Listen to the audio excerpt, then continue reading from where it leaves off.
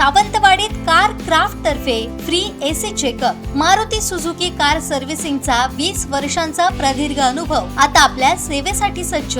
आजच तुमची appointment book करा 9955 66 36 55 आणि 96 19 58 12 34।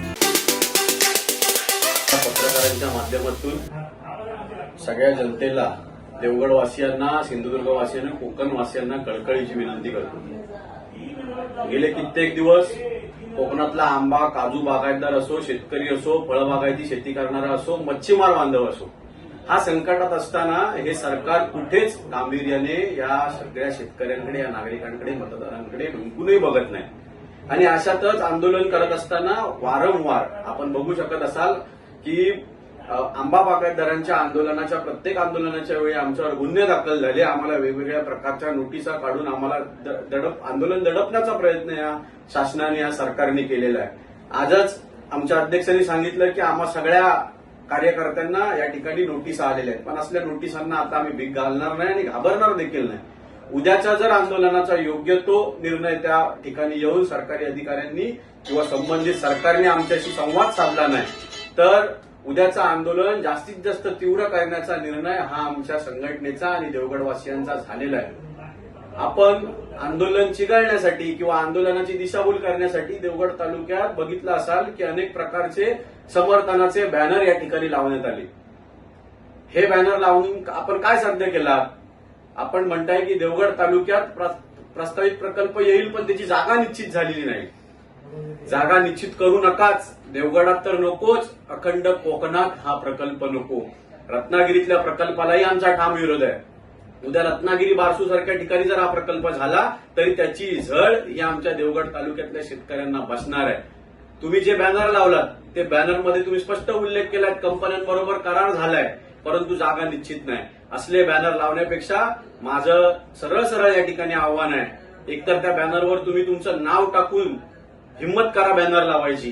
जर तुम्हाला बॅनरच लावायचा होता तर जो बॅनर ज्या व्यक्तीने लावले त्या व्यक्तीने खाली त्याचं नाव टाकलं पाहिजे होतं, म्हणजे तुम्हाला जनतेच्या मनातला उद्रेक कळला असता, लोक तुमच्या घरीपर्यंत पोहोचले असते। परंतु आम्ही सगळ्या बाधित शेतकऱ्यांना आवाहन केलंय की कायदा सुव्यवस्था बिघडवण्याचं काम हे लोक जाणून बुजून करतायत, ते करत राहतील, पण त्यांच्या या कटकारस्थांना बळी पडू नका। आपल्याला विरोध करायचा आहे, आपल्याला आंदोलनाचा अधिकार या संविधानाने दिलाय, बाबासाहेब आंबेडकरांच्या संविधानाने दिलाय। त्या संविधानाचा कुठेतरी गैरवापर करून हे सरकार आमच्यावर हा प्रकल्प लादण्याचा प्रयत्न करत आहे आणि हा प्रकल्प होऊ देणार नाही, ही ठाम देवगडवासियांची भूमिका आहे। अरे तुम्ही तो GR रद्द करा ना, उद्या तुम्ही अधिवेशन काळात हा GR रद्द केलात म्हणून एक परिपत्रक काढा, त्या परिपत्रकाचे बॅनर आणि तुमच्या अभिनंदनाचे बॅनर आम्ही आमच्या खर्चाने लावू पूर्ण देवगड तालुक्यात। त्यामुळे हे असले प्रकार करणं बंद करा, आंदोलनावर दडपशाही आणू नका। आणि माझी देवगड तालुक्यातील नव्हे तर अख्ख्या सिंधुदुर्ग कोकण किनारपट्टीच्या सगळ्या शेतकरी बांधवांना विनंती आहे की उद्याची ही आपल्या अस्तित्वाची शेवटची लढाई आहे। मोठ्या ताकदीनं या आंदोलनात उपस्थित राहा आणि सहकार्य करा आणि आपलं कोकण वाचवा। कालच आम्ही छोटी बाईट दिली होती, त्याच्यानंतर उद्याचं जे आंदोलन आहे 3 जुलैचं, त्याच्यासाठी आंबा व काजू बागायतदारांचं जे आंदोलन आहे त्याच्यासाठी जास्तीत जास्त शेतकरी आणि नागरिकांनी येण्यासाठी आम्ही आवाहन केलं होतं। आणि आम्ही या सर्व कार्यक्रम चालू असताना आम्हाला आज पोलिसांकडनं अशा पद्धतीची नोटीस, ही वारंवार आम्हाला नोटीस दिली गेली, पण ही दडपशाही पोलिसांची सुरुवात झालेली आहे। काही अजून शेतकऱ्यांना नोटीस दिली जातील, पण शेतकऱ्यांनी यासाठी घाबरू नये। तुमच्या न्याय हक्कासाठी आम्ही सदैव आंबा काजू बागायतदार संघटना तुमच्या पाठीशी ठामपणे उभी आहोत। त्यामुळे उद्या होणाऱ्या आंबा काजू बागायतदारांच्या संघटनेच्या आंदोलनाला मेळावा व जलसमाधी, त्याचबरोबर जो अणुऊर्जा प्रकल्प येत आहे त्या अणुऊर्जा प्रकल्पाला ठासून विरोध करण्यासाठी, कारण हे लोक वारंवार सांगतायत प्रकल्पाची जागा निश्चित झाली नाही। प्रकल्पाची जागा जर निश्चित झाली नसेल तर प्रकल्प येणार हे नक्की आहे। मग आमचं एवढंच म्हणणं आहे की तुम्ही चांगले प्रकल्प कोणतेही आणा, पण अणुऊर्जा प्रकल्प आम्हाला देवगडात नको आहे। गेली 6 महिने जे आम्ही आंदोलन करत होतो त्या आंदोलनामध्ये आम्हाला एक युवा आम्ही म्हणतो 92 वर्षाचा युवा आमच्या बरोबर वारंवार होते।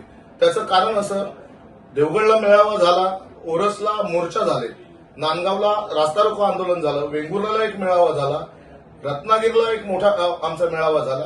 मुंबईपर्यंत जे 92 वर्षाचे युवा आमच्या बरोबर होते ते हे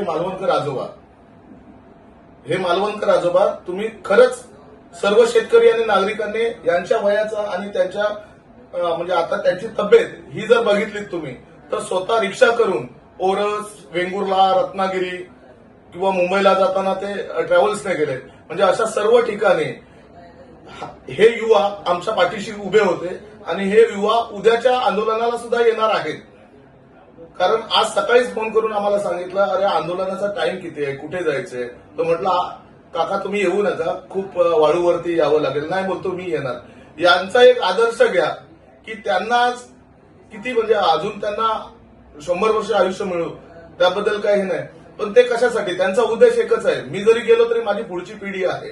यासाठी ते आज ठामपणे आंबा काजू बागायतदारांच्या पाठीशी जसे उभे आहेत आणि आता तो अणुऊर्जा प्रकल्प आहे, या दोन्ही विषयासाठी हे जर येत असतील तर प्रत्येक व्यक्तीने हा विचार करायला पाहिजे की आज माझं काय देणं लागतं देवगड तालुक्यासाठी. मी हक्काने सांगतो, मी देवगड तालुक्यातील आहे.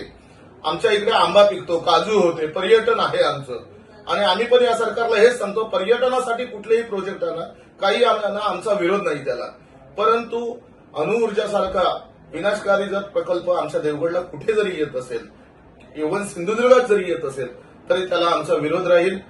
पूर्ण सिंधुदुर्ग वासियांना हात जोडून एक नम्र विनंती करतो की उद्याच्या आंदोलनामध्ये जास्तीत जास्त संख्येने सर्व नागरिकांनी आणि सर्व शेतकऱ्यांनी उपस्थित राहा.